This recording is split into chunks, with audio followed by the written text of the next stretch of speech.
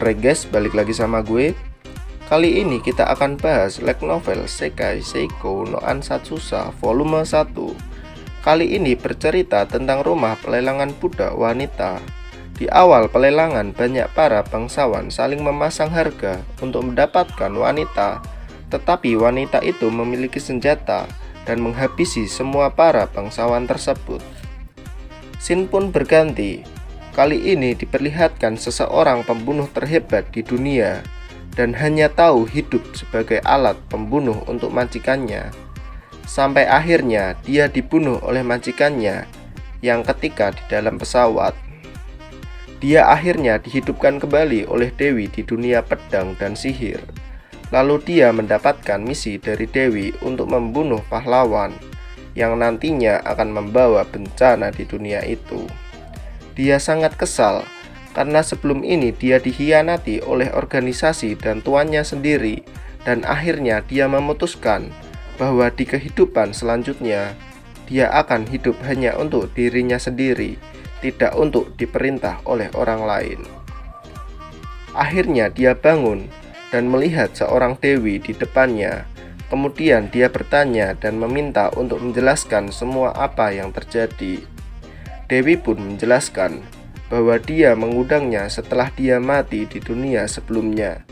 Kemudian Dewi pun memberikan dua pilihan kepadanya, yaitu jiwamu akan dibersihkan dan hidup sebagai seorang yang baru, atau dihidupkan kembali dengan ingatan tetapi bereinkarnasi di dunia lain. Sebagai gantinya, dia akan memberikan misi untuk membunuh pahlawan. Waktunya hanya 18 tahun. Baiklah, pertanyaan selanjutnya.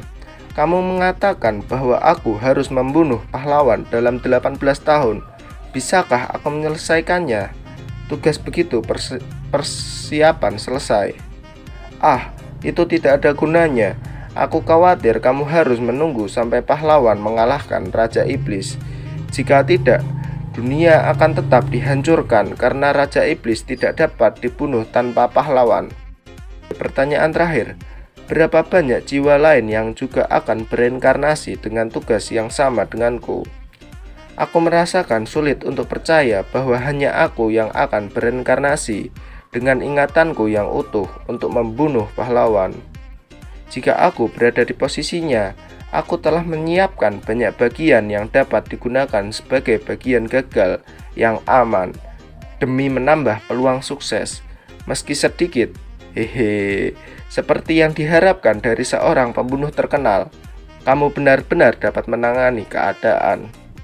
Untuk saat ini ya, aku tak bisa ceroboh tentang kemungkinan ini. Baiklah, untuk menyimpulkan pertanyaanku, apakah kamu ingin aku menyelamatkan dunia, atau kamu ingin aku membunuh pahlawan? Jika yang pertama, bisakah aku menyelamatkan dunia tanpa membunuh pahlawan? Tentu saja, aku ingin kamu menyelamatkan dunia. Jika kamu bisa menyelamatkan dunia tanpa membunuh pahlawan, itu juga bisa diterima jika kamu bisa melakukannya. Sang Dewi menjawab sambil tersenyum. Aku merasa bahwa sudah selesai menjawab pertanyaannya. Oke, aku menerimanya. Aku akan bereinkarnasi ke dunia pedang dan sihir ini. Sebelum itu, aku punya permintaan. Aku ingin terlahir di rumah kaya setelah bereinkarnasi. Lebih bagus lagi dengan lingkungan di mana aku bisa melatih skill dan tubuhku. Jangan khawatir tentang itu, karena kamu sedang bereinkarnasi dalam rumah para pembunuh terbaik di dunia lain. Sebagai pewaris assassin aristokrats host Taude, rumah kepala keluarga Taude. Jadi silahkan merasa bebas untuk mengejar tujuanmu menjadi yang terkuat dalam batasan manusia biasa. Aku akan membuatmu bereinkarnasi setelah kamu memutuskan skillmu. Dan berikut adalah skill yang dipilih. Rank S-Class, Super Recovery, tingkat pemulihan kekuatan fisik, kekuatan sihir, kekuatan penyembuhan diri, dan lain-lain. Semua meningkat secara dramatis. Tingkat pemulihan awal meningkat lebih dari 100 kali dari yang normal. lebih lanjut meningkat tergantung pada tingkat skillnya. Itu tidak terlihat seperti banyak pada pandangan pertama, tetapi pada akhirnya untuk bertahan hidup, kamu harus terus berlari. Dan selama kamu memiliki skill ini, kamu dapat terus berlari. Ini juga merupakan bonus tambahan yang aku dapat dengan mudah mengisi kembali peluru. Kekuatan sihir yang setara dengan dunia ini. Aku juga akan menjadi kebal terhadap cedera dan penyakit.